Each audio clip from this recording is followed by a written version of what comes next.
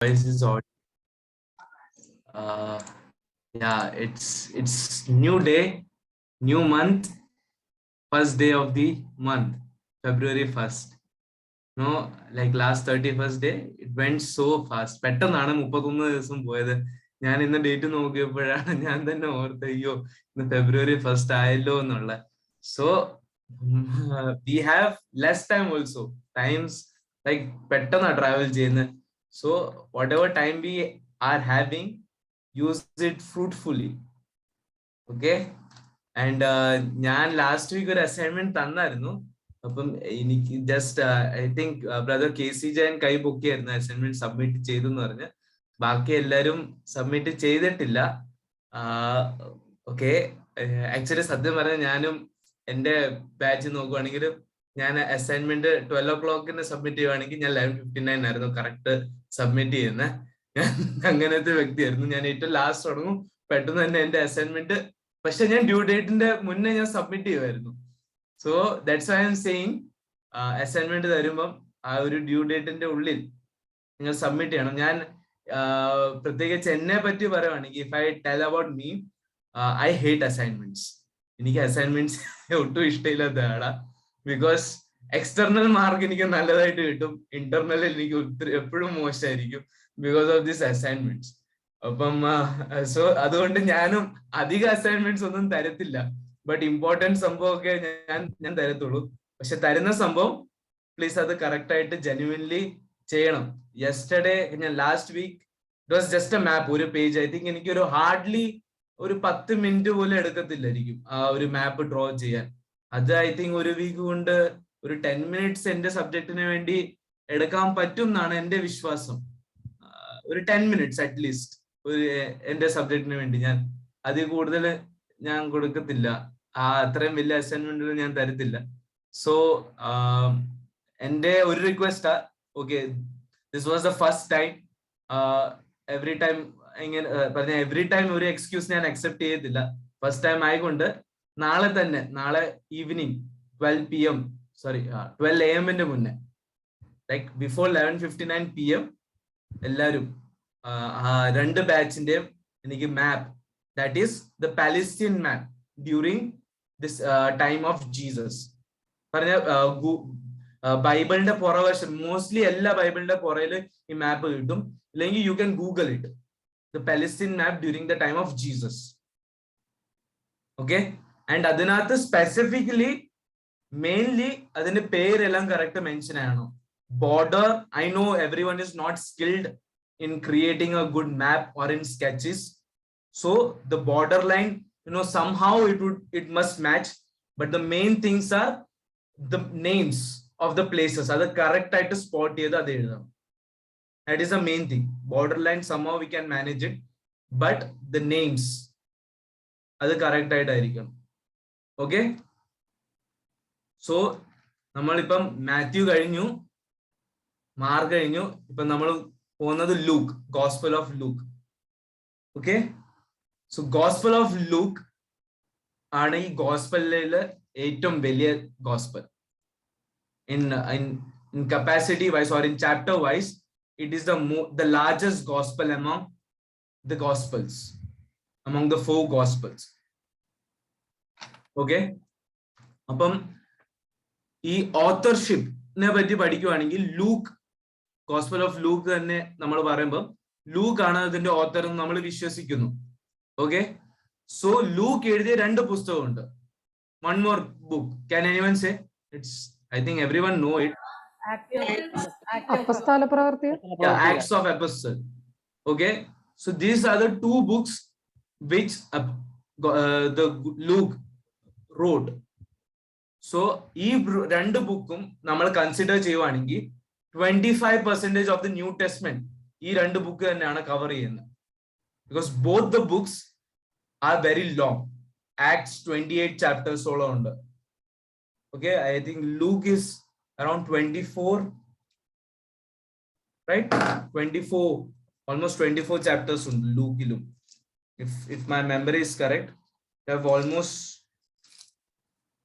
24 chapter in Luke. So 24 and 28 chapter ഇതെല്ലാം include ചെയ്യുമ്പം Almost 25% of the New Testament ആണ് ഈ Luke and Acts together include ചെയ്തിരിക്കുന്നത്. Okay, so that is about the authorship or the person Luke, or the criteria or how much importance the New Testament carries in Luke's writing. Okay, and main thing Luke il നമ്മൾ നോക്കുവാണെങ്കിൽ both the books, ഞാൻ ഈ ലൂക്കും acts എന്ന് പറഞ്ഞാൽ ഞാൻ ഒരുമിച്ചെടുക്കുന്ന കാരണം it is same author and ഇതിന്റെ കോണ്ടെക്സ്റ്റും ഇതിന്റെ റെസിപ്പിയൻസും ഇല്ലെങ്കിൽ റിസീവ് ചെയ്യുന്ന ആൾക്കാരുടെ രണ്ടും സെയിം ആയതുകൊണ്ടാണ് ഈ ലൂക്കും ആക്ട്സും ഞാൻ പാരലൽ ആയിട്ട് എടുക്കുന്നത്. ഓക്കെ, സോ ലൂക്ക് ആൻഡ് നമ്മൾ ആക്ട്സ് വായിക്കുമ്പോൾ അതിനകത്ത് മെയിൻലി നമ്മൾ തിയോളജിക്കലി സ്റ്റഡി ചെയ്യുവാണെങ്കിൽ we can understand it is A theology of salvation history. Theology of salvation history.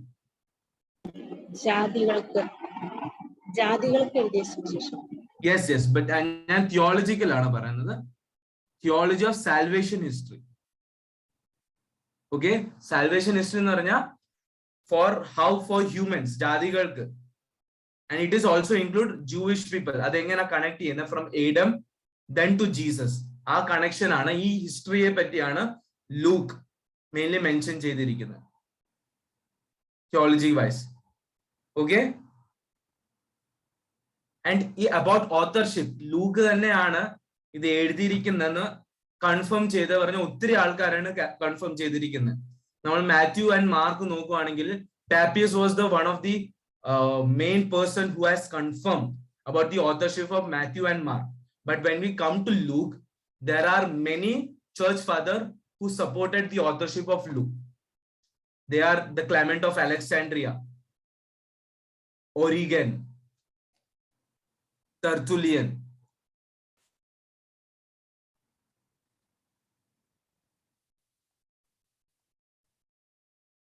And chat box il adinte spelling ezhudittunde.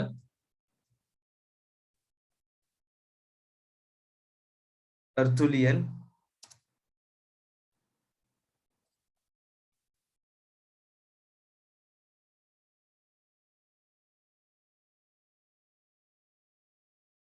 okay, these are Clement of Alexandria, Origen and Tertullian. Main three church fathers has supported the authorship of Luke on this gospel. Okay, and so now what we are going to do is going to study about the person Luke. So Luke is a physician. He was a physician. Dr. Luke, right? Vaidyan ആയിരുന്നു. So profession wise he was a physician. Okay, and it is believed that Luke was a Gentile convert. He was not a Jew. Okay, it is believed that he was a Gentile convert, and that's why when he writes about the historical way, it is about humankind. Jewish in the salvation ആയിട്ട് മാത്രമല്ല, salvation of whole humankind ആണ് Luke in the focus. Okay, that's the reason, because he was a Gentile convert. He had another background as compared to Mark and Matthew.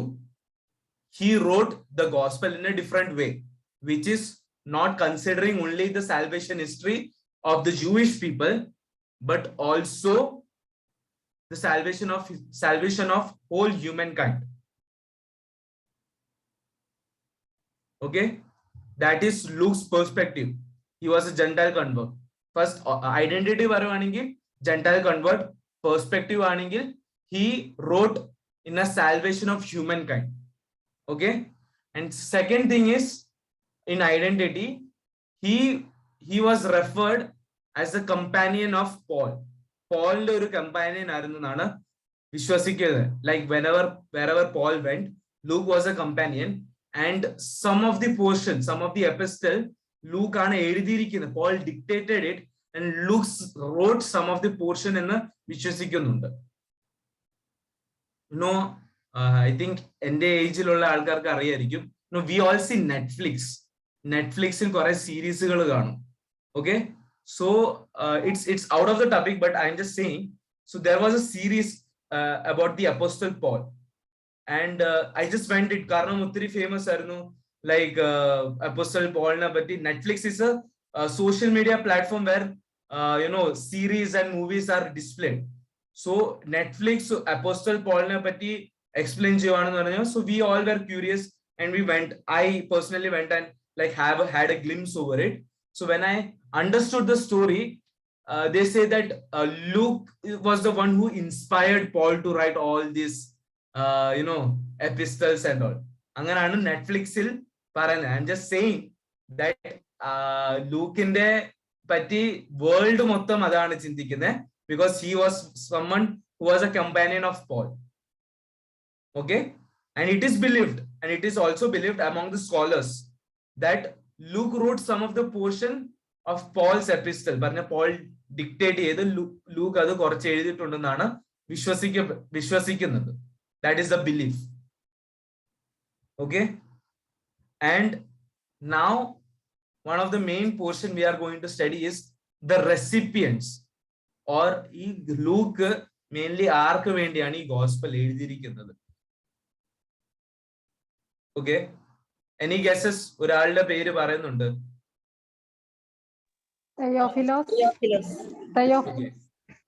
തിയോഫിലസിനെ പറ്റി any idea? Who was Theophilus? ഒരു പട്ടാളക്കാരനായിരുന്നു. Okay. Theophilos വൈദ്യനായിരുന്നു Lukose. Theophilus രോഗം വന്നിട്ട് അങ്ങനെ ചികിത്സിച്ചു എന്നൊക്കെയാണ് പറയുന്നത്. പട്ടാളക്കാരനല്ലായിരുന്നു. He was a Roman governor. That is sister പറഞ്ഞത് ലൈക്ക് കറക്റ്റ് ആണ്. ബട്ട് ഹി വാസ് പട്ടാളക്കാരൻ എന്ന് പറയുമ്പോൾ ഒരു സോൾജർ അല്ലെങ്കിൽ സെഞ്ചുറിയൻ എന്ന് വരും. But he was a Roman governor. Theophilus. Theophilus എന്ന പേരിന്റെ അർത്ഥം എനി ഗെസസ്? തിയോഫിലോസ്, തിയോഫിലേയോ? ദൈവശാസ്ത്രം. Okay, so I'll say it. തിയോഫിലോസിന്റെ പേരിന്റെ അർത്ഥം theo in Greek means God. Okay, Theo in Greek is God. Philos lengi phileo. Phileo എന്ന് പറഞ്ഞാൽ love. Okay, so lover of God. That is the meaning of Theophilus. No, I think Greek language പഠിക്കുന്നുണ്ടോ? Uncle, can you confirm it? Language studies undo? Yes, last semester. Last second, yeah. Next semester. Okay. അപ്പം കുറച്ചുകൂടി നിങ്ങൾക്ക് മനസ്സിലാവും. So ഞങ്ങൾക്കൊക്കെ first ഇയറിലായിരുന്നു ഈ language ഒക്കെ പഠിക്കുന്നത്. So I got confused mainly അങ്ങനെ. അപ്പം സോ തിയോ ആൻഡ് ഫിലിയോ ഇതാണ് അർത്ഥം. സോ ബേസിക്കലി ഇതിനകത്ത് രണ്ട് ഇതുണ്ട്, നമുക്ക് പറയാം വ്യൂസ് ഉണ്ട് about recipient. First group of people were another. It was only addressed to this person Theophilus. He was a Roman governor, and as sister said, Luke was one of the doctor of Theophilus, and he was writing a letter or a gospel to him. But second group of alkar endo parane that it is also for all the lovers of God. Only Theophilus enna manchine matramalla, but lovers of God across the globe, mainly the Gentile converts. ഇതാണ് രണ്ട് view point. Mainly ഈ recipients അല്ലെങ്കിൽ ഈ gospel എഴുതപ്പെട്ട ആൾക്കാര് പറഞ്ഞ് receive ചെയ്യുന്ന ആൾക്കാർക്ക് വേണ്ടി ഉള്ള രണ്ട് വ്യൂ പോയിന്റ് എന്ന് പറഞ്ഞാൽ first is only for the man Theophilus, but second view is that for all the people, all the lovers of God. Theophilus എന്ന് പറഞ്ഞാൽ പേരിന്റെ അർത്ഥം ലവർ ഓഫ് ഗോഡ്, ഇല്ലെങ്കിൽ ഫുൾ ലവേഴ്സ് ഓഫ് ഗോഡിന് വേണ്ടി എഴുതപ്പെട്ട ഒരു ബുക്ക് ആണെന്നാണ് second view. And in my opinion, എന്റെ ഒപ്പീനിയൻ പറയുവാണെങ്കിൽ I prefer more in second view. I mean, Theophilus was one of the recipient. He was one of the recipient, but the gospel was not entirely meant for Theophilus the governor. This is my viewpoint, because ഞാൻ especially Acts of Apostle നമ്മൾ പഠിക്കുവാണെങ്കിൽ we can directly understand, just Theophilus was one of the recipient, only the recipient, not the main recipient of the book. So that's how I can conclude that the second view people, that lovers of God full ആയിട്ടാണ് ഇത് കൊടുത്തിരിക്കുന്നത്. So mainly recipients ne patti two viewpoint undu. First is the Theophilus, the man, the Roman governor, who was one of the person who was guided by Dr. Luke, or പറഞ്ഞ ഒരു രോഗിയായിരുന്നു, and Dr. Luke ചികിത്സിച്ചതൊക്കെ ആണെന്നാ പറയുന്നത്. Yes, and second was all the community or the lovers of God നെ പറ്റി, mainly Gentile converts ന് വേണ്ടി എഴുതപ്പെട്ടതാണെന്നാണ് second viewpoint. And Theophilus was also one of the recipient among that. Okay, this is what the second, and as I said, my opinion idana. And so mainly here we have to understand that Luke expresses Jesus as the son of man, Manushyaputran, illengi a perfect human being ennolla display aanu Jesus ne patti koduttirikkunnu. And mainly he focuses on a salvation of entire people, not like Jewish people ne vendi matramalla യേശു വന്നേ, but എല്ലാവർക്കും വേണ്ടി യേശു വന്നു, ഇല്ലെങ്കിൽ ലോകത്തിലെ എല്ലാവർക്കും വേണ്ടിയാണ് യേശു വന്നതാണ് ഒരു വ്യൂ പോയിന്റിലാണ് ലൂക്ക് ഗോസ്പൽ എഴുതിയിരിക്കുന്നത്. ഓക്കെ, സോ അതിനകത്തെ മെയിൻ ഇമ്പോർട്ടന്റ് ആസ്പെക്ട് ആണ് ദി ജീനിയോളജി. ഓക്കെ, നമ്മൾ മാത്യുയുടെ ജീനിയോളജി വായിക്കുമ്പോൾ എവിടുന്നാണ് തുടങ്ങുന്നത്? It is starting from Abraham. Okay, but ലൂക്കിന്റെ നോക്കുവാണെങ്കിൽ ആദാമിനാണ്. ആക്ച്വലി വായിക്കുവാണെങ്കിൽ ഇറ്റ് ഈസ് റിവേഴ്സ് ഓർഡറിലാണ് പോകുന്നത്, ആൻഡ് അത് ഏഡമിൽ എത്തും. And have you checked, anyone checked എത്ര ഫാമിലീസ് എല്ലാം മെൻഷൻ ചെയ്തിട്ടുണ്ട്? ലൂക്കിലാണ് കുറച്ചുകൂടെ ആൾക്കാർ, ആൻഡ് ഒത്തിരി ഡിഫറൻസും ഉണ്ട്. മാത്യുയുടെ ജീനിയോളജി നമ്മൾ കമ്പയർ ചെയ്യുവാണെങ്കിലും ലൂക്കിന്റെ ജീനിയോളജി കമ്പയർ ചെയ്യുവാണെങ്കിലും വളരെ ഡിഫറൻസ് ഉണ്ട്. ഓക്കെ, പേരുകളിലും. ബട്ട് ഇറ്റ് കംസ് ഡയറക്റ്റ് ജോസഫിന്റെ മകനായ ഇത് അല്ലെങ്കിൽ യേശു, അതാണ് വരുന്ന കൺക്ലൂഷനിൽ. ബട്ട് പേരുകളിൽ ഡിഫറൻസ് ഉണ്ട്. That is the main reason is Luke investigates the genealogy. Mother Mary de ആ റൂട്ടിലാണ് ലൂക്ക് ജീനിയോളജി ഇൻവെസ്റ്റിഗേറ്റ് ചെയ്തിരിക്കുന്നത്. That is the main difference. മാത്യുയുടെ ഇതിനകത്തും ലൂക്കിന്റെ ജീനിയോളജിയിലും മെയിൻ ഡിഫറൻസ് വരാൻ കാരണം Luke investigates Mother Mary's root.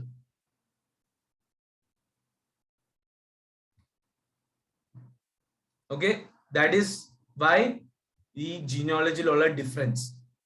But main aspect is he went through the salvation of entire humankind. അതുകൊണ്ടാണ് ഏഡമിൽ നിന്നുള്ള ഒരു genealogy research ലൂക്ക് നടത്തിയത്. Because his main concern was Jesus didn't only come for Jewish people, but for the entire humankind. Okay, now we are going to study some unique features. പറഞ്ഞാൽ ഈ gospel of ലൂക്കിൽ ഈ മറ്റ് ഗോസ്പലുകളിൽ എന്താണ് വിശേഷത as we compare to other 3 gospel, അല്ലെങ്കിൽ ജോണിന്റെ gospel നമ്മൾ സൈഡിൽ വെക്കാം, because that is entirely different gospel. ഈ സിനോപ്റ്റിക് ഗോസ്പലിൽ തന്നെ മാത്യു ആൻഡ് മാർക്ക് കമ്പയർ ചെയ്യുമ്പോൾ why Luke is an entirely different gospel? കാരണം ലൂക്കിനെ പറ്റി son of man and salvation history and എല്ലാം നമ്മൾ പഠിക്കുമ്പം it is very unique feature. മാർക്കും മാത്യു നമ്മൾ നോക്കുവാണെങ്കിൽ it was somewhat kind of related, but Luke is very unique in its nature. So what is the reason behind of Luke's uniqueness, the gospel's uniqueness? നമ്മളിപ്പം പഠിക്കാൻ പോകുന്നത്.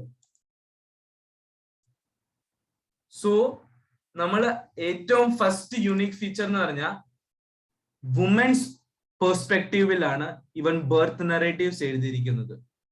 John ദ ബാപ്റ്റിസ്റ്റിന്റെ birth narratives നമ്മൾ നോക്കുവാണെങ്കിൽ എലിസബത്തിന്റെ പെർസ്പെക്റ്റീവിലാണ് എഴുതിയിരിക്കുന്നത്. Okay, and secondly that is one of the main aspect. കാരണം ബാക്കി gospel നോക്കുവാണെങ്കിൽ സക്രിയയുടെ ഒരു പെർസ്പെക്റ്റീവ് എഴുതപ്പെട്ടതാണെങ്കിലും ലൂക്കി വരുവാണെങ്കിൽ എലിസബത്ത്സ് perspective is shown while narrating the birth of John the Baptist. Okay, and also women's priority ഇതിനകത്ത് കൊടുത്തിട്ടുണ്ട്. You know about like നമുക്ക് അറിയാവുന്ന ഒരു വേഴ്സ് ആണ് Luke chapter 1 verse 37, for nothing is impossible with God. So that narration, ആ ഒരു narration പറഞ്ഞാൽ ലൂക്കിൽ മാത്രം നമുക്ക് കാണാൻ പറ്റത്തുള്ളൂ about the visit or that direct പറഞ്ഞ complete explanation of that visit of Gabriel in Mary's place and Mary's and Gabriel's conversation. As correctly Luke has mentioned it in the right way and very explanatory way എഴുതിയിട്ടുണ്ട്. So that's why I said that it is a unique feature, one of the unique feature in Luke gospel. So I am just telling in open way. Basically Jewish people ഈ women അധികം priority കൊടുത്തിട്ടില്ലായിരുന്നു. You know, Jewish people even had a pray that thank God for not making me as a woman. So woman was one of the, you know, ആ ഒരു സ്റ്റേറ്റസിൽ അല്ലെങ്കിൽ Jewish പീപ്പിളിന്റെ status അനുസരിച്ച് men were greater and women were lower. അങ്ങനെയാണ് consider ചെയ്തത്. Even Indian കോണ്ടെക്സ്റ്റിൽ അങ്ങനെയാണ് നമ്മൾ study ചെയ്യുവാണെങ്കിൽ. So that's Y ഈ ബൈബിളിന്റെ നറേഷൻ ഒക്കെ കൂടുതലും ജൂയിഷ് ഓതേഴ്സ് എഴുതിയിരിക്കുന്നത്. സോ നറേഷനിലും നമ്മൾ ഓൾഡ് ടെസ്റ്റ്മെന്റ് നോക്കുവാണെങ്കിൽ men are given more priority. So the main aspect is Jewish people nathu men had a bigger role, a bigger status, and women had a lower status. But here the man is writing in a Gentile perspective. So what happened? Women's inde lengi സ്ത്രീകളുടെ കുറച്ചുകൂടെ importance അതിനകത്ത് നമുക്ക് കാണാൻ പറ്റും. So one of the main aspect ആണ് ലൂക്കിന്റെ gospel എന്ന് പറഞ്ഞാൽ women's importance is directly recorded. Okay, that is one of the unique feature. Okay. Second one is the relationship between John the Baptist and Mary. So Luke chapter 1 verses 5. Luke chapter 1 verses 5. യഹൂദ്യ രാജാവായ ഹെരോദാവിന്റെ കാലത്ത് അബിയാക്കൂറിൽ സെക്കരിയാവ് എന്നു പേരുള്ള ഒരു പുരോഹിതൻ ഉണ്ടായിരുന്നു. അവന്റെ ഭാര്യ അഹരോന്റെ പുത്രിമാരിൽ ഒരുത്തിയായിരുന്നു. Thank you. So Luke chapter 1 verses 5 തുടങ്ങുന്ന പറഞ്ഞാൽ Zechariah, or we can see John the Baptist in the birth narratives തൊട്ടാ തുടങ്ങുന്നത്.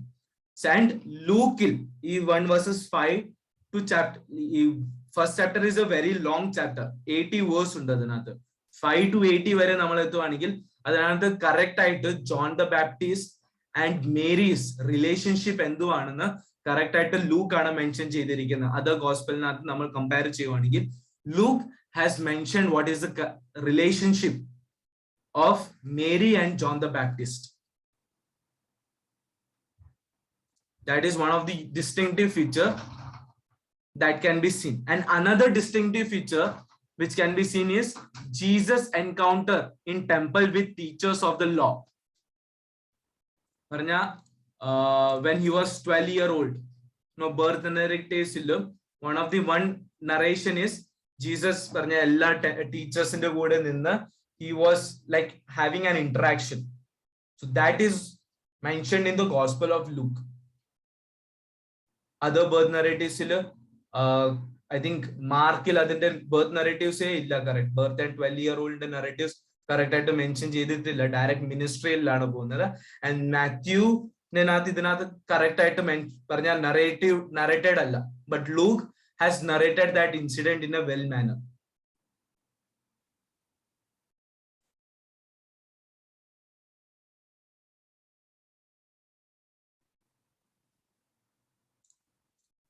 Okay, now the third point നമ്മൾ ശ്രദ്ധിക്കേണ്ടത്, it is the entire core of the Gospel of Luke.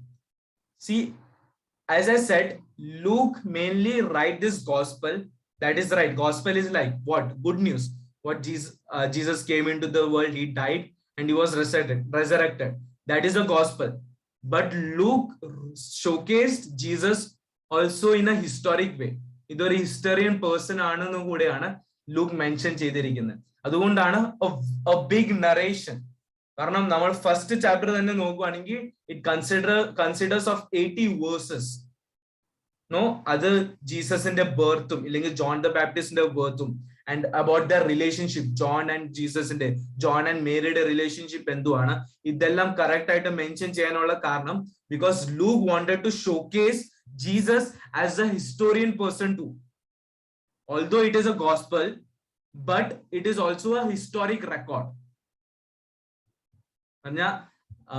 നമ്മൾ new testament വായിക്കുവാണെങ്കിൽ ആകെപ്പാടെ ഉള്ള ഒരു ഹിസ്റ്റോറിക്കൽ ബുക്ക് നമ്മൾ പഠിക്കുന്നതും അല്ലെങ്കിൽ വിശ്വസിക്കുന്നതും ആക്ട്സ് ഓഫ് അപ്പോസ്റ്റൽ മാത്രമാണ്. But at the same time that person when he recorded gospel, he wrote in an historic way itself. ഗോസ്പലുകളിൽ നമുക്ക് ഒരു ഹിസ്റ്ററി നമുക്ക് മനസ്സിലാക്കുകയാണെങ്കിൽ that is the gospel of Luke. Correct historic വേയിലാണ് ഗോസ്പൽ ഓഫ് ലൂക്ക് എഴുതിയിരിക്കുന്നത്. So although it is a gospel which is recorded,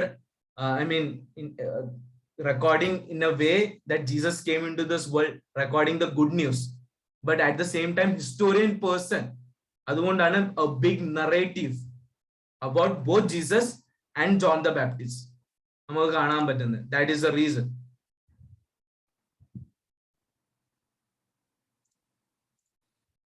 Okay, one question. ഏറ്റവും കൂടുതൽ parable ഉള്ള അല്ലെങ്കിൽ ഉപമകൾ ഉള്ളത് ഏത് ഗോസ്പലിലാണ്?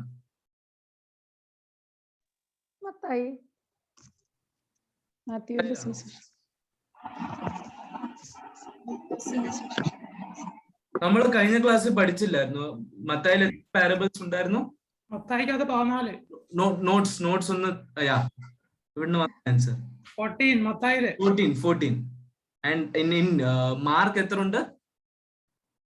മാർക്കിൽ 4. So any guesses for Luke? എത്ര കാണും? Okay, in and around 18 parables ആണ് ലൂക്കിന്റെ ഗോസ്പലിൽ ഉള്ളത്. 18 parables, 18, and that is also unique parables.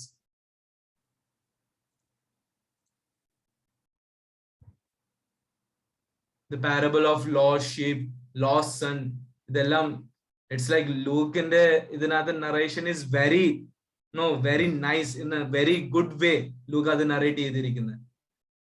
Luke chapter 15 is like the epitome of parables.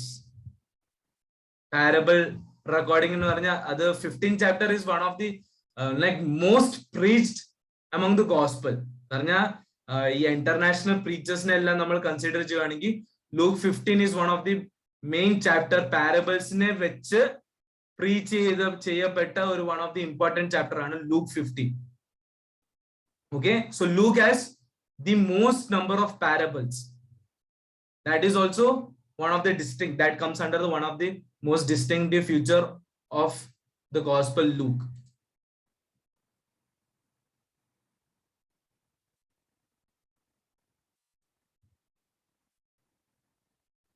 Okay, next thing in gospel of Luke is that hymns and prayers അല്ലെങ്കിൽ worship ഇതിനെ കൂടി കുറച്ചുകൂടി focus ചെയ്തിട്ടുണ്ട്. അതിന്റെ example പറയാൻ പറ്റുവാണെങ്കിൽ like Mary's song of praise പറഞ്ഞ Luke chapter 1 verses I think 46 നമ്മൾ വരുവാണെങ്കിൽ മേരീസ് സോങ്, എന്റെ ഇംഗ്ലീഷ് ബൈബിളിലൊക്കെ അതിന്റെ ടൈറ്റിൽ തന്നെ എഴുതിയിട്ടുണ്ട് മേരീസ് സോങ് എന്ന്. Anyone has an English Bible with them? Can they search Luke chapter 1 verses 46? English Bible ullavaru. And Mary said, "My soul magnifies the Lord." Okay, so you have a title before? Yes, the Song of Mary. The Song of Mary. Okay, in any other gospel this portion is not mentioned, but Luke has focused more about this because he was a person who mainly focused on prayer, hymns and worship. So that's why he mentioned all this aspect. So that is one of the distinctive feature which cannot be seen in Matthew or Mark. only Luke has mentioned about prayer or about worship and hymns.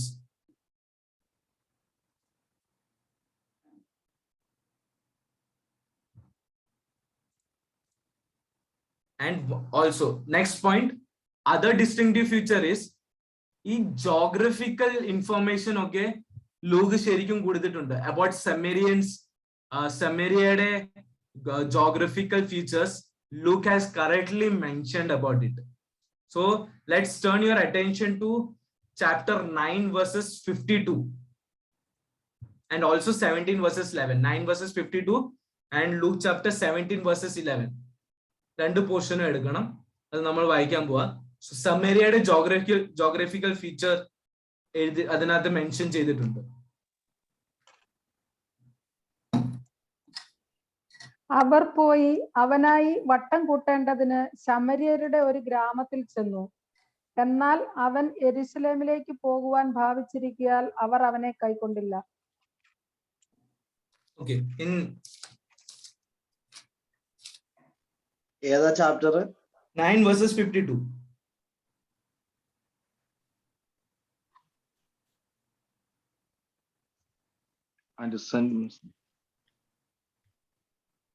അടുത്തത് ഏതായിരുന്നു പറഞ്ഞു? And 17 verses 11. So 9 verses 52, as we study that Samaria, like from Samaria to Jerusalem, Samaria is upward portion, and from Samaria he is coming down to Jerusalem, and correctly mentioned cheyidirikunnu. So geographically, when we study that, we can understand that Samaria was in an upper position, and from there Jesus is coming down to Jerusalem. Okay, that geographical distinct feature has been mentioned in the Gospel of Luke. And one more question, does anyone know what is Samaria? Samaria enganana like uniqueness of Samaria, why it is known as Samaria, or Jewish at ending bendhamundo? Can anyone say? ബന്ധമുണ്ട്, അവര് mixed ആയിട്ട് വിവാഹം കഴിച്ചവരല്ലേ? Means അപ്പോ Assyrians യുദ്ധത്തിൽ പിടിച്ചുകൊണ്ടുപോയ യഹൂദന്മാര് അവര് മിങ്കിളായിട്ട് അശൂര്യരെ കൊണ്ട് താമസിപ്പിച്ചതാണ്. അശൂർ രാജാക്കന്മാരെ കൊണ്ടുവന്ന് താമസിപ്പിച്ചതാ.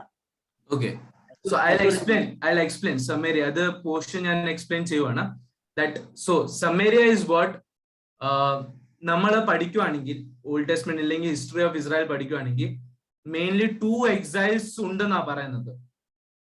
539 നടന്നത്, that is Babylonian exile, 539 BCE.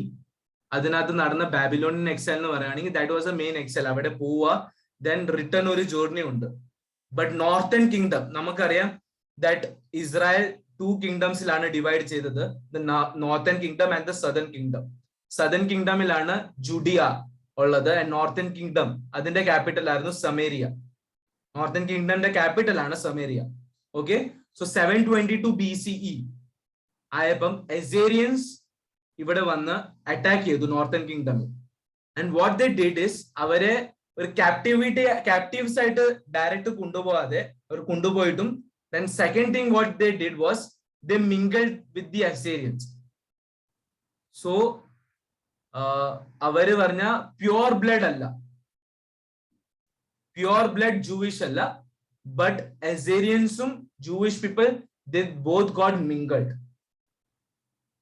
അതാണ് the Samaritans people, Samaritans എന്ന് പറയുന്നത്. So you know Jewish people and Samaritans ഇവർ രണ്ടുപേരും പറഞ്ഞ ഭയങ്കര ശത്രുക്കളാണ്. ഇറ്റ്സ് പറഞ്ഞ Jewish people will never go to Samaria. They will never go to Samaria.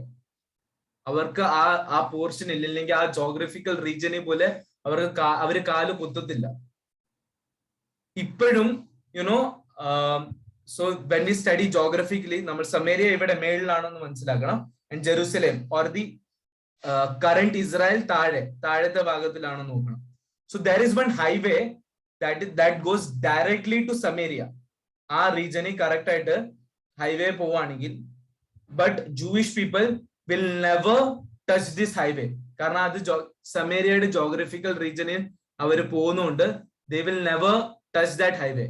അതിന്റെ സൈഡിൽ കൂടെ പോകുന്ന ഒരു റൂട്ട് ഉണ്ട്, അത് എപ്പോഴും പിടിക്കത്തുള്ളൂ. ആൻഡ് ആ റൂട്ട് കിലോമീറ്റേഴ്സുകളിൽ ഡിഫറൻസ് ഉണ്ട് അവരുടെ ആ മേളിലത്തെ ആ ഒരു പോർഷനിൽ എത്തണമെങ്കിൽ. But they will never catch the smallest route, that is direct highway from that crosses over from Samaria. The reason is അവർ Jewish people and Samaria are very much പറഞ്ഞ ഒത്തിരി tug of war സിറ്റുവേഷനിലൊക്കെയാണ് നിൽക്കുന്നത്, very much in enmity. And that's why ഈ John chapter 4 നമ്മൾ ശരിക്കും പഠിക്കുമ്പോൾ Jesus is going to Samaria, Samaritan movement അടുത്ത് പോയി ഒരു Jewish person സംസാരിക്കുന്ന പറഞ്ഞാൽ that was a great thing, that was never done by a Jewish person. അതുകൊണ്ടാണ് ഈ ശമേരിയെ പോയി ആ ശമേരിയക്കാരിയോട് സ്ത്രീയോട് ദൈവം യേശു സംസാരിക്കുന്ന പറഞ്ഞ ഒരു ഒത്തിരി ഇമ്പോർട്ടൻസ് കൊടുത്തിരിക്കുന്നത്. Because Jewish people will never enter to Samaria or never they will talk to a Samaritan people. Okay, and Luke nathu ee geographical feature, like from Samaria Jesus is coming down to Jerusalem, അങ്ങനെയുള്ള specificity Luke in the gospel കൊടുത്തിട്ടുണ്ട്. Because Luke physician ആയിക്കൊണ്ട് he was much well versed in his studies, so historical aspect, geographical aspect എല്ലാം correct mention ചെയ്തായിരുന്നു. So that's why Luke in the gospel uniqueness ഉള്ളതാണ്. Okay, and now ഒരു heading ഇടുക, the inclusivism in the gospel of Luke. Inclusivism, INCLUSIVISM, inclusivism.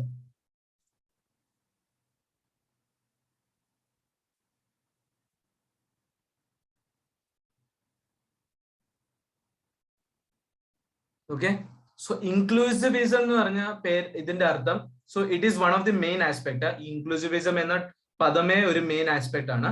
അത് ഒത്തിരി അടുത്ത് വരും നമ്മുടെ ന്യൂ ടെസ്റ്റ്മെന്റ് സ്റ്റഡീസിലും അല്ലെങ്കിൽ തിയോളജിക്കൽ സ്റ്റഡീസിൽ ഇൻക്ലൂസിവിസം എന്ന പദം വരും. സോ inclusivism means everyone getting included. Okay, so how did Matthew wrote his gospel? എന്തായിരുന്നു മാത്യുയുടെ മെയിൻ പർപ്പസ്? യഹൂദന്മാരുടെ രാജാവ്. Okay, യഹൂദന്മാർ. So focus, the main focus was for the Jewish people. Abraham in the genealogy start ആയി only mainly concerned for Jewish people. Even was also come for only Jewish people ആണ് അവർ ഇപ്പോഴും പഠിപ്പിച്ചത്. Like അവർ വിശ്വസിക്കപ്പെട്ട that Jewish, only for Jewish people the Messiah came. That's why one of the main reason is when Peter prayed, Acts, I am taking Acts also, ഇതിനകത്ത് ചെറിയായിട്ട് ഞാൻ glimpse പറയുന്ന പറഞ്ഞാൽ actually Peter like in Acts chapter 2, Peter the first message 3000 people, അതിനകത്ത് നിന്ന് വന്നത് പറഞ്ഞാൽ directly Jewish people ആയിരുന്നു. 3000 Jewish people ആയിരുന്നു. There was no Gentile among them. Correct, 3000 Jewish people are there. Pinna 5000 convert. Then the first Gentile converts according to history was Cornelius. Okay, so before that even Peter was like astonished when a Gentile person started speaking in tongues. And Peter also did not expect that Jesus had come for all the people. So Jewish people വേണ്ടി മാത്രമാണ് Messiah വന്നിട്ടുള്ള എന്നുള്ള ഒരു aspect അല്ലെങ്കിൽ ഒരു way of thinking ആയിരുന്നു even അപ്പോസ്റ്റലിന്റെ starting ഏജസിൽ. Because നമ്മൾ acts ശരിക്കും പഠിക്കുവാണെങ്കിൽ ആൻഡ് കറക്റ്റ് ആയിട്ട് Peter was astonished when Gentile people started speaking in tongues, and that was the way Peter understood that salvation is also for the Gentiles, because even they can receive Christ, or they can also experience the power of Holy Spirit, and Peter adanathu realized that. So when this apostle or the disciple of Jesus was writing, they were only writing in the Jewish perspective. Jewish people matra arnu avarde audience, avarde focus Jewish people matra arnu. But when it came to Luke all included what the humankind from Adam totta thodangi. He also included Jewish people, and one of the main aspect is he included women. Woman, ഈ താണ് കിടന്ന ആൾക്കാര്, like ലെപ്പേഴ്സിനെ പറ്റി correct ആയിട്ട് പറഞ്ഞിട്ടുണ്ട്. Normally outcast people ആരൊക്കെ ആയിരുന്നു? The Samaritans, the tax collector, woman, ഇവരൊക്കെയാണ് ഈ ഔട്ട്കാസ്റ്റഡ് പീപ്പിൾ. നോർമലി ജൂയിഷ് പീപ്പിളിന്റെ ഒരു കമ്മ്യൂണിറ്റി നമ്മൾ നോക്കുവാണെങ്കിൽ ഇതിനകത്ത് നിന്ന് ഒരു ഔട്ട്കാസ്റ്റ് പീപ്പിൾ ആയിരുന്നു the Samaritan, tax collector and woman. Okay, so അവർക്കൊക്കെ ഒരു ഹോണററി പൊസിഷൻ യേശു നൽകിയിട്ടുണ്ട് എന്ന് ലൂക്ക് കൂടുതലായിട്ട് മെൻഷൻ ചെയ്തിട്ടുണ്ട്. Okay, so the parables, mainly parables നമ്മൾ നോക്കുവാണെങ്കിൽ 18 പാരബിൾസ് ഒക്കെ ലൂക്ക് മെൻഷൻ ചെയ്തെന്ന് പറഞ്ഞാൽ parable was mainly concern for the farmers. കാരണം most of the parables were linked with agricultural aspect. So ഈ ജീസസ് പാരബിൾസ് യൂസ് ചെയ്തിരിക്കുന്ന പറഞ്ഞാൽ mainly outcast people, lower caste people, lower status ഉള്ള പീപ്പിളിന് വേണ്ടിയായിരുന്നു മെയിൻലി പാരബിൾസ് യൂസ് ചെയ്ത്. So while Luke is mentioning 18 parables, so Luke's main concern was that Jesus is a person, or Jesus is the son of man who is accepting women, who is accepting the downgraded people such as the Samaritans, the tax collector, and other the lepers. Idellam Luke mentions cheyidunundu. So we can see an inclusivism in the Gospel of Luke. This is the main aspect. Luke in other, the main important aspect is the inclusivism. So ആ പദത്തിന്റെ അർത്ഥം ഇതാണ്, including every type of people. So നമ്മൾ mainly പഠിക്കുകയാണെങ്കിൽ ഒരാൾ Jewish പീപ്പിളിനെ accept ചെയ്യുവാണെങ്കിൽ, അല്ലെങ്കിൽ ജൂയിഷ് പെർസ്പെക്റ്റീവ് എഴുതുവാണെങ്കിൽ, അതർ പീപ്പിൾ ആ ജൂയിഷ് പെർസ്പെക്റ്റീവിനെ മാറ്റി കളഞ്ഞിട്ട് only they will write about gentiles perspective. But Luke അങ്ങനല്ല എഴുതിയിരിക്കുന്നത്. ലൂക്ക് ജെന്റൈൽസിനെ ഫോക്കസ് ചെയ്തിട്ടുണ്ടെങ്കിലും Jewish people are also correctly mention, included. കാരണം ഈ ലൂക്കിന്റെ ഞാൻ പറഞ്ഞ പോലെ ഫസ്റ്റ് ചാപ്റ്റർ തന്നെ 80 വേഴ്സ്, ഓൾസോ ഈ 24 ചാപ്റ്റേഴ്സ് എന്ന് പറയുവാണെങ്കിലും ഇതിനകത്ത് വേഴ്സസ് ഒക്കെ വലിയതാണ്. അപ്പൊ നറേഷനുകളിൽ ഈ വുമന്റെ ആസ്പെക്ട്, ടാക്സ് കളക്ടറിന്റെ ഒക്കെ എല്ലാത്തിനെയും ഇൻക്ലൂഡ് ചെയ്തിട്ടുണ്ട്, ആരെയും മാറ്റി നിർത്തിയിട്ടില്ല. ലൂക്ക് ഗോസ്പലിന്റെ ഏറ്റവും മെയിൻ പറഞ്ഞ ഒരു ഈ സിഗ്നിഫിക്കൻസ് എന്ന് പറയുവാണെങ്കിൽ, he never outcasted any person. Every kind of people were included. അതാണ് ഈ ഗോസ്പൽ. ലൂക്കിന്റെ ഗോസ്പലിലാണ് ഈ ഈവൻ പാഷൻ ഓഫ് ക്രൈസ്റ്റിന്റെ മൂവി അറിയല്ലോ, പാഷൻ ഓഫ് ക്രൈസ്റ്റ്. അതിന്റെയും even it is believe that ലൂക്കിന്റെ ഗോസ്പൽ ആ നറേഷൻ കറക്റ്റ്ലി പഠിച്ചിട്ടാണ് പാഷൻ ഓഫ് ക്രൈസ്റ്റ് എന്ന മൂവി ഇവര് ചെയ്തത്. No other narration was also there, but passion of ക്രൈസ്റ്റിന്റെ നറേഷന് ലൂക്കിന്റെ ഗോസ്പലിനാണ് അവർ കൂടുതൽ ഇൻക്ലൂഡ് ചെയ്തെന്നാണ് ഇതിനകത്ത് മൂവിയിൽ കൂടെ നമ്മൾ പഠിക്കാൻ പറ്റുന്നത്. ബിക്കോസ് ഇൻക്ലൂസിവിസം ഉണ്ട്, and also the narration has A very specific description about Luke's narration. Okay, this is one of the main aspect in the Gospel of Luke. Okay, and other distinctive feature is like in so നമ്മൾ mainly മനസ്സിലാക്കുന്നത് the passion narratives,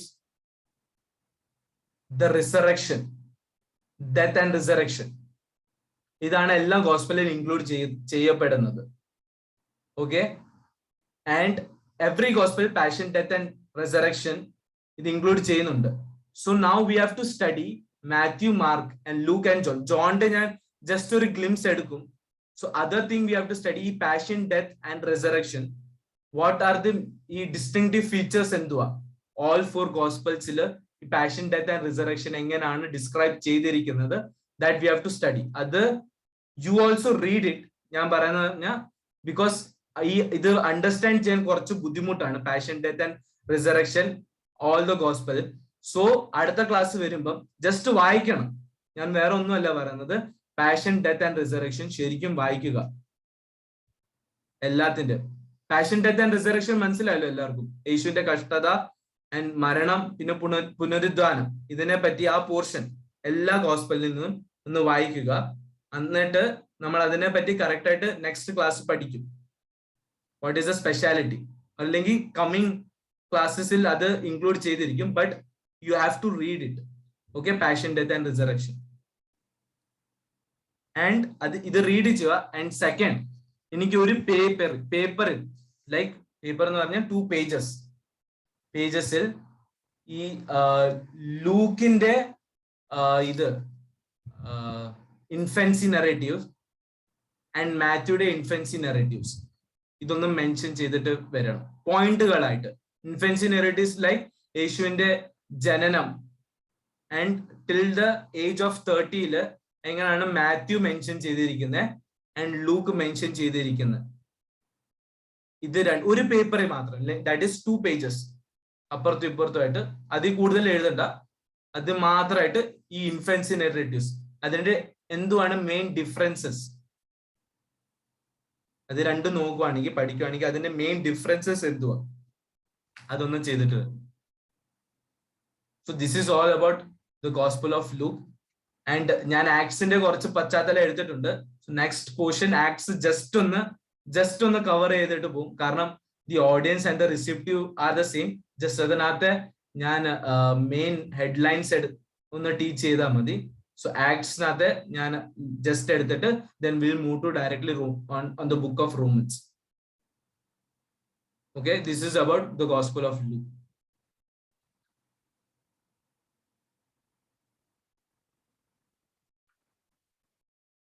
So brother Akash Thomas. Hello. So can you just explain it in a brief way in Malayalam? Sure.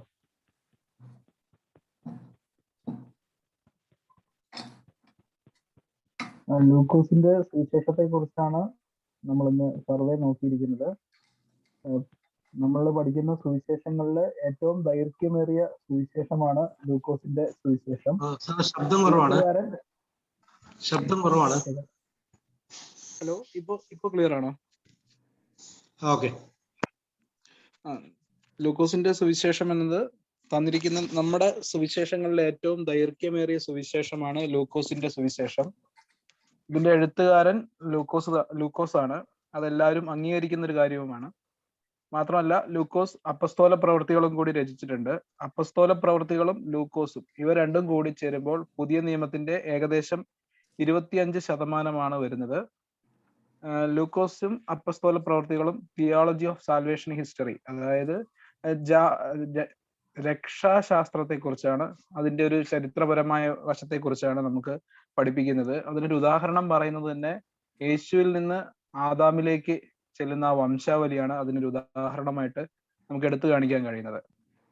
അതേപോലെ തന്നെ Clement of Alexandria, Oregon, Tertullian തുടങ്ങിയ സഭാപിതാക്കന്മാരെല്ലാം ലൂക്കോസ് ആണ് ഈ സുവിശേഷം എഴുതിയത് എന്ന് സപ്പോർട്ട് ചെയ്തിട്ടുണ്ട്. ലൂക്കോസ് ഒരു വൈദ്യനായിരുന്നു. അതുപോലെ തന്നെ ജാതിയിൽ നിന്നും രക്ഷിക്കപ്പെട്ട ഒരു വ്യക്തിയായിരുന്നു. അതുകൊണ്ടാണ് തന്റെ എഴുത്തില് യഹൂദന്റെ രക്ഷ എന്നുള്ളതിനേക്കാൾ ഉപരിയായിട്ട് മുഴുവൻ മാനവരാശിയുടെയും രക്ഷയെക്കുറിച്ച് യേശു വന്നത് മുഴുവൻ മാനവരാശിയുടെയും രക്ഷയ്ക്കാണ് എന്നുള്ള ഒരു ആസ്പെക്റ്റിൽ, ആ ഒരു തലത്തില് തന്റെ സുവിശേഷം എഴുതിയിരിക്കുന്നത്. പൗലോസിന്റെ സഹയാത്രികനും കൂടിയായിരുന്നു ലൂക്കോസ്. പൗലോസ് ചില ലേഖനങ്ങളെല്ലാം എഴുതുമ്പോൾ പൗലോസ് പറഞ്ഞിട്ട് ലൂക്കോസ് എഴുതി എന്നുള്ള ഒരു വാദവുമുണ്ട്. ഈ ഒരു ലൂക്കോസിന്റെ സുവിശേഷവും അപ്പസ്തോല പ്രവൃത്തികളും അഭിസംബോധന ചെയ്തിരിക്കുന്നത് തെയോഫിലോസ് എന്ന ഒരു റോമൻ ഗവർണർക്കാണ്. തെയോഫിലോസ് എന്ന വാക്കിന്റെ അർത്ഥം ദൈവത്തെ സ്നേഹിക്കുന്നവൻ എന്നാണ്. ലൂക്കോസിന്റെ ഒരു പേഷ്യന്റ് ആയിരുന്നു തെയോഫിലോസ് എന്ന് പറയുന്നുണ്ട്. ഈ ഒരു റെസിപ്പിയന്റിനെ സംബന്ധിച്ച് പൊതുവായിട്ട് 2 വാദങ്ങളാണ് ഉള്ളത്. അതായത് തിയോഫിലോസിന് വേണ്ടി മാത്രമായിട്ടാണ് ഈ സുവിശേഷവും അപ്പസ്തോല പ്രവൃത്തികളും എഴുതിയത്. അതല്ല, ദൈവത്തെ സ്നേഹിക്കുന്ന എല്ലാവർക്കും വേണ്ടിയിട്ടാണ് ഈ ഒരു സുവിശേഷം എഴുതിയിരിക്കുന്നത് എന്നൊരു വാദവുമുണ്ട്. ഇതിൽ രണ്ടാമത്തെ വാദമാണ് പൊതുവെ എല്ലാവരും അംഗീകരിക്കുന്നത്. സകല മനുഷ്യരുടെയും രക്ഷയ്ക്കായിട്ടാണ് യേശു വന്നത് എന്ന കാഴ്ചപ്പാടാണ് ലൂക്കോസിന്റെ സുവിശേഷത്തിൽ നിന്ന് ലഭിക്കുന്നത്. യേശുവിൽ നിന്ന് അബ്രഹാമിലേക്ക് ഒതുങ്ങാതെ, മത്തായിയിൽ നമ്മൾ കാണുന്നത് അബ്രഹാമിന്റെ പുത്രനായ എന്ന് പറഞ്ഞ് അബ്രഹാം മുതൽ യേശു വരെയുള്ള വംശാവലി കാണിക്കുമ്പോൾ ഇവിടെ യേശുവിൽ നിന്ന് അബ്രഹാമിന് ആദാമിലേക്ക്, അതായത് സകല മനുഷ്യരെയും ഉൾക്കൊള്ളിച്ചുകൊണ്ടുള്ള വംശാവലി എഴുതിയിരിക്കുന്നത് ഈ സകല മുഴുവൻ ആളുകൾക്കുമുള്ള രക്ഷ എന്നുള്ള ഒരു വീക്ഷണത്തിൽ നിന്നുകൊണ്ടാണ്. ഇനി ലൂക്കോസിന്റെ സുവിശേഷത്തിലെ കുറച്ച് സവിശേഷതകളാണ്. സ്ത്രീകൾക്ക് കൂടുതൽ പ്രാധാന്യം നൽകുന്ന ഒരു എഴുത്ത് ശൈലിയാണ് ലൂക്കോസിന്റെ എഴുത്ത് ശൈലി. യഹൂദരെ സംബന്ധിച്ചിടത്തോളം ഒരു പാട്രിയാർക്കൽ പുരുഷ മേധാവിത്വത്തിന്റെ സ്റ്റൈലിൽ എഴുതുമ്പോൾ ലൂക്കോസിന്റെ സുവിശേഷത്തിലെ ഒരു സ്ത്രീകളുടെ കാഴ്ചപ്പാടിലൂടെയുള്ള എഴുത്തുകളെല്ലാം കാണാൻ കഴിയും. അതിന് ഉദാഹരണം പറയാൻ കഴിയുന്നത് യോഹന്നാൻ സ്നാപകന്റെ ജനനം എലിസബത്തിന്റെ കാഴ്ചപ്പാടിലൂടെയാണ് എഴുതിയിരിക്കുന്നത്. അതേപോലെ തന്നെ ഗബ്രിയേൽ ദൂതനും മറിയയും തമ്മിലുള്ള സംഭാഷണങ്ങളെല്ലാം വിശദീകരിച്ച് ലൂക്കോസ് സുവിശേഷത്തിൽ കൊടുത്തിട്ടുണ്ട്. വേറൊരു സവിശേഷത എന്നുള്ളത് യോഹന്നാൻ സ്നാപകനും മറിയയും തമ്മിലുള്ള ആ ഒരു ബന്ധം എങ്ങനെയാണെന്നുള്ളതെല്ലാം വിശദീകരിച്ചിരിക്കുന്നത് ലൂക്കോസ് സുവിശേഷത്തിലാണ്. യേശു തന്റെ ചെറുപ്പകാലത്തില് ദേവാലയത്തിൽ ഉപദേഷ്ടാക്കന്മാരുമായിട്ട് സംഭാഷിക്കുന്ന ആ ഒരു ബാല്യകാലത്തിലെ സംഭവം ലൂക്കോസിലാണ് വിവരിച്ചിരിക്കുന്നത്. അതേപോലെ മറ്റ് സുവിശേഷങ്ങളെല്ലാം ഡയറക്റ്റ് ആയിട്ട് യേശു കർത്താവിന്റെ സുവിശേഷത്തെ, യേശു കർത്താവ് നമ്മുടെ പാപങ്ങൾക്ക് വേണ്ടി മരിച്ച് ഉയർത്തെഴുന്നേറ്റു എന്ന് ഡയറക്റ്റ് സുവിശേഷമായിട്ട് പറയുമ്പോൾ ഇതൊരു ഹിസ്റ്റോറിക് റെക്കോർഡ് പോലെ കാര്യങ്ങളെല്ലാം വിശദീകരിച്ച് ആവശ്യം പോലെ എല്ലാ കാര്യങ്ങളും നല്ലോണം നറേറ്റ് ചെയ്തിട്ടാണ് ലൂക്കോസിന്റെ സുവിശേഷം എഴുതിയിരിക്കുന്നത്. ഏറ്റവും കൂടുതൽ ഉപമകളുള്ള സുവിശേഷവും ലൂക്കോസിന്റെയാണ്. 18 ഉപമകളാണ് ഉള്ളത്. ഇതിൽ ലൂക്കോസ് സുവിശേഷം 15-ാം അധ്യായം എന്നത് ഉപമകളിൽ നിന്ന് ഏറ്റവും കൂടുതൽ ആളുകൾ പ്രസംഗിച്ചിരിക്കുന്നത് ഈ ഒരു അധ്യായത്തിൽ നിന്നുകൊണ്ടാണ്. അതുപോലെ വ്യക്തിപരമായി ആളുകളുടെ പ്രാർത്ഥനയും ആരാധനയും എല്ലാം കൂടുതലായിട്ട് ഈ ഒരു സുവിശേഷത്തില് ഉൾപ്പെടുത്തിയിട്ടുണ്ട്. മറിയ പാടി സ്തുതിച്ചതും സക്കരിയാവ് പ്രവചിച്ചതുമായിട്ടുള്ള വ്യക്തിപരമായിട്ടുള്ള പ്രാർത്ഥനകളും പ്രവചനങ്ങളും എല്ലാം വിശദീകരിച്ച് എഴുതിയിട്ടുണ്ട്. ഭൂമിശാസ്ത്രപരമായ കാര്യങ്ങളെല്ലാം ഈ ഒരു സുവിശേഷത്തിൽ നൽകിയിട്ടുണ്ട്. 9-ാം അധ്യായം 52-ാം വാക്യം, 17-ാം അധ്യായം 11-ാം വാക്യം എന്നിവയിലെല്ലാം ശമരിയയിൽ കൂടെ കടന്നു പോകുന്ന, അങ്ങനെ ശമരിയയെല്ലാം വരുന്ന മെൻഷൻ ചെയ്തിരിക്കുന്നതെല്ലാം ഈ ഒരു ഭൂമിശാസ്ത്രപരമായ ഒരു ആസ്പെക്ട് വെച്ചിട്ടാണ്. ശമരിയ എന്നത് ബാബിലോൺ പ്രവാസം BC 539 നടന്ന പോലെ BC 722 അസീറിയൻ പ്രവാസം ഉണ്ടായിരുന്നു. അന്ന് കിഴക്കേ രാജ്യത്തിന്റെ തലസ്ഥാനമാണ് ശമരിയ. അവര് അസീറിയയിലേക്ക് പ്രവാസത്തിന് പോകും. പിന്നീട് അവർ അസീറിയൻ ആളുകളുമായി കൂടിക്കലർന്ന ഒരു സമ്മിശ്ര ജാതിയായി മാറുകയും അങ്ങനെ ഇടകലർന്ന ഒരു ജാതിയാണ് ശമരിയര്. യഹൂദരും ഇവരും തമ്മിൽ ബദ്ധവൈരികളാണ്. ഇവര് യഹൂദരൊന്നും ഇവരുടെ വഴികളിലൂടെ ഒന്നും നടക്കുകയൊന്നുമില്ല. യോഹന്നാൻ സുവിശേഷം 4-ാം അധ്യായത്തിൽ യേശു ശമരിയർ വഴികളിലൂടെ കടന്നു പോകുന്ന സന്ദർഭമെല്ലാം നമ്മൾ വായിക്കുന്നുണ്ട്. ലൂക്കോസിന്റെ സുവിശേഷത്തിലെ മറ്റൊരു സവിശേഷത എന്ന് പറയുന്നത് അതിന്റെ ഇൻക്ലൂസീവിസം, അതായത് എല്ലാവരെയും ഉൾപ്പെടുത്തുന്ന ഒരു സവിശേഷത. യഹൂദ സമൂഹത്തെ സംബന്ധിച്ചിടത്തോളം സ്ത്രീകൾ, ശമര്യക്കാർ, കുഷ്ഠരോഗികൾ, ചുങ്കക്കാർ എന്നിങ്ങനെ സമൂഹത്തിൽ താഴെ തട്ടിൽ കിടക്കുന്ന, അധികം പ്രാധാന്യം കൊടുക്കാതെ കിടക്കുന്ന കുറച്ച് വിഭാഗങ്ങൾ ഉണ്ടായിരുന്നു. എന്നാൽ ലൂക്കോസിന്റെ സുവിശേഷത്തിൽ അങ്ങനെയല്ല. ഇവരെ എല്ലാം ഉൾപ്പെടുത്തി ഇവർക്കെല്ലാം വേണ്ടുന്ന പ്രാധാന്യവും പരിഗണനയും അത് യേശു കർത്താവ് അവർക്ക് ആ പ്രാധാന്യം കൊടുത്തിട്ടുണ്ടെന്നുള്ളത് തിരിച്ചറിഞ്ഞുകൊണ്ട് ആ രീതിയിൽ തന്നെ എഴുതിയതാണ്. ചുങ്കക്കാരനെ കുറിച്ചും അതുപോലെ കർഷകരെ കുറിച്ചും എല്ലാം ഉപമകളും മറ്റു കാര്യങ്ങളുമായിട്ട് യേശു കർത്താവ് അവർക്ക് ഇമ്പോർട്ടൻസ് കൊടുത്തത് തിരിച്ചറിഞ്ഞുകൊണ്ട് എഴുതിയിരിക്കുന്ന ഒരു വ്യക്തിയാണ് ലൂക്കോസ്. പിന്നെ നമുക്കുള്ള 2 ടാസ്കുകളാണ്. ഒന്ന്, ഈ പൊതുവായി എല്ലാ സുവിശേഷങ്ങളിലും യേശുവിന്റെ കഷ്ടാനുഭവം, മരണം, ഉയർത്തെഴുന്നേൽപ്പ് എന്നിവയെ കുറിച്ച് പറഞ്ഞിട്ടുണ്ട്. അപ്പോൾ അത് ഈ എല്ലാ സുവിശേഷങ്ങളിലും ഈ ഭാഗം വായിക്കുക, അതിന്റെ വ്യത്യസ്തം എന്തെന്ന് കണ്ടെത്താൻ ശ്രമിക്കുക. അതേപോലെ ലൂക്കോസിന്റെയും മത്തായിയുടെയും സുവിശേഷത്തിൽ യേശുവിന്റെ ജനനം മുതൽ ആ പരസ്യ ശുശ്രൂഷ തുടങ്ങുന്നത് വരെയുള്ള ആ ഒരു ശൈശവ കാലഘട്ടത്തെ കുറിച്ചിട്ടുള്ള ഭാഗങ്ങൾ വിവരിക്കുന്നുണ്ടല്ലോ. അതിനെപ്പറ്റി ഓരോ പേജിൽ, ഓരോ സുവിശേഷത്തിന്റെയും വെച്ച് 2 പേജിൽ എഴുതുക, അസൈൻമെന്റ് ആയിട്ട് എഴുതുക. ഇത്രയുമാണ് ഇന്നത്തെ ക്ലാസ്സിൽ നമ്മൾ ഡിസ്കസ് ചെയ്തത്. ഓക്കെ, എനിക്ക് ഒരു കറക്ഷൻ ചെയ്യാനുണ്ട്. എന്റെ ഭാഗത്ത് നിന്ന് വന്ന മിസ്റ്റേക്ക് ആണ്. തിയോഫിലസ് എന്ന വാക്കിന്റെ അർത്ഥം ലവർ ഓഫ് ഗോഡ് അല്ല, that is beloved of God ആണ്. Beloved of God. ഓക്കെ,